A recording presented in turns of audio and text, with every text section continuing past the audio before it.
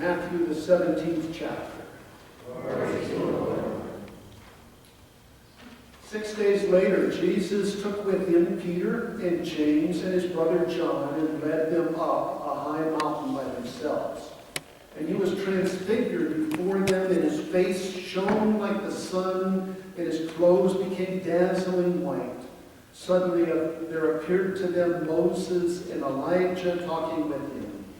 Then Peter said to Jesus, "Lord, it is good for us to be here.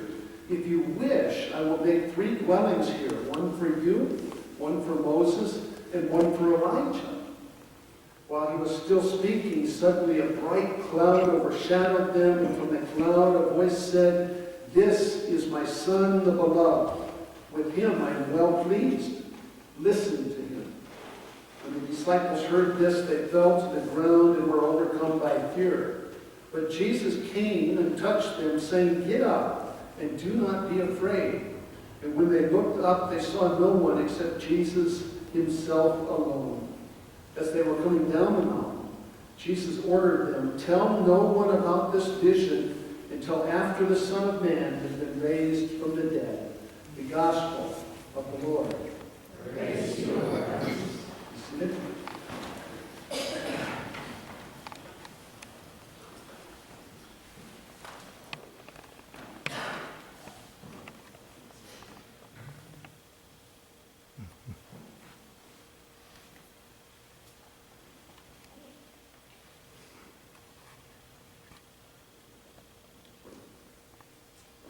So, we had been with Jesus for long enough to know that he cared about us and that he cared about people. And we had been working hard with Jesus, doing all of the things that he was doing with all of the crowds. And so we went away. We went away for some rest and relaxation up to Tyre and Sidon on the Mediterranean coast, a place where none of us had ever been, and it was so beautiful, and it was nice just to get away and to be with the 12 of us and Jesus, and just to have that time together. But that soon ended, and as we were coming back towards Galilee, the crowds once again started to follow Jesus. And one day there were so many there that, it was one of those days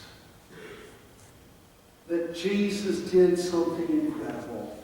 It was one of those days that we had seen, but not like this. It was that day where there were so many people out there, and it was so far from any village or any place that they could get food, that Jesus told us to feed them. And we said, "Oh, we can't feed them." And the little boy had 3 loaves and 2 fish. And Jesus took that and fed 4,000 people that day. That was one of the great days of our life. After that day, we had walked some more, and the crowds had thinned, and once again it was just those who were closest to Jesus, the 12 of us, and some of the women, and the closest of Jesus' followers. And he asked, "Who do people say that I am?" And some of us said, "Oh, well, some people say John the Baptist. And others say that you must be Elijah, or Jeremiah, or one of the prophets who has returned."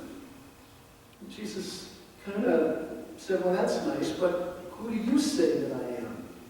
And, you know how I am. I just work stuff out. And I don't know where this came from.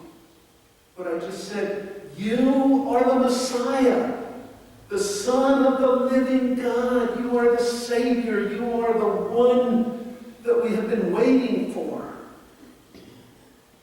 Jesus, Simon, That did not come from you, but from God above. And you are right. And I was so pleased with myself.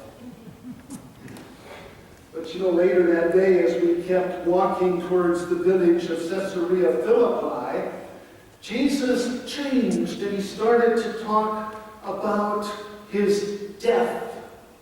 That we would go to Jerusalem and he would be killed by the leaders of Jerusalem. And I took him aside and I said, Lord, no, not you, never. That can't happen to you. And he said, get behind me, Satan. The words you're using don't come from human, but from Satan. And it just floored me.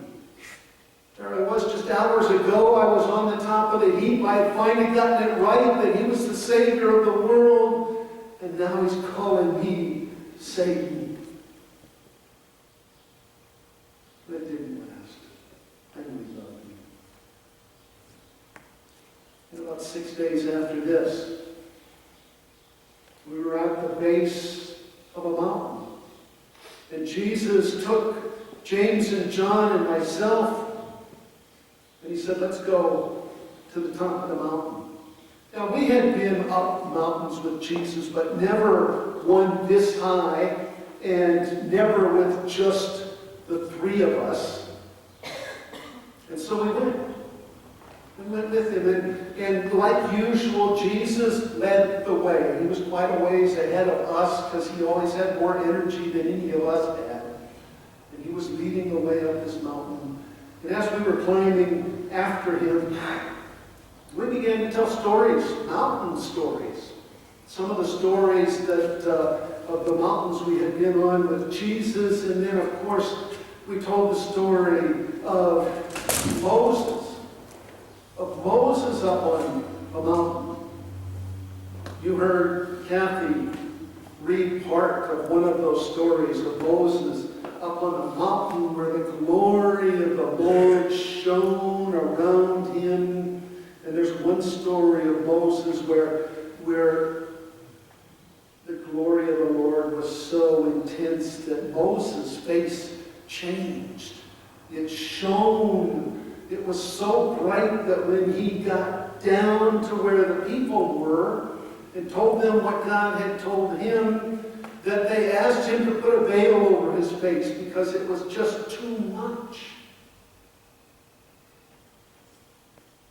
See, we knew all of those stories from our scriptures, all of those stories of Moses and Elijah, and Jeremiah and Nehemiah, and all of those stories. We knew those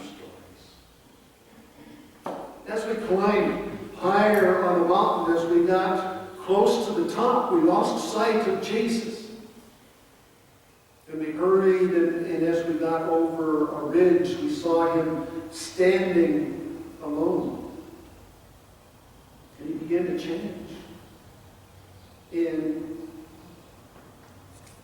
his clothes became whiter than anything we had ever seen, and his face began to shine, not just like bright light was on it, not just like it was like the sun was in his face and it was shining out of him. It was that bright and that hard to look at. And there was no doubt something special was happening. But we had no idea what, and we were starting to shake, and then all of a sudden we saw Moses and Elijah with him. Don't ask me how we knew it was Moses and Elijah, other than that we knew the stories. We knew that there was the possibility that Moses would come back, and that Elijah who was taken up from earth alive in the flaming chariot, that Elijah would return. And so there they were, with Jesus having a conversation kind of out of our hearing range. I came forward and I said to Jesus, this is special. This is incredible. And if you guys want to stay here for a long time, I'd be happy to get together with John and James and we'll build a shelter. We'll build 3 of them. One for you, Jesus, and one for Moses, and one for Elijah. And then suddenly that cloud came over us. Just like the stories of Moses. This bright, bright cloud came over us. And we heard a voice coming out of the cloud, and it said, "This is my son, the beloved. With him I am well pleased. Listen to him." And then the cloud was gone. And the 3 of us, we were on the ground. Our faces buried. We heard the voice of God. And Jesus came and touched us and said, "Get up. Don't be afraid." Jesus, he led us down the mountainside. He said, "You have seen something special. But now it's time to get to work." So what is this story? The story of James and John and myself and Jesus and Moses and Elijah have to do with 21st century Lancaster? What does it have to do with how we live our lives in this day and age?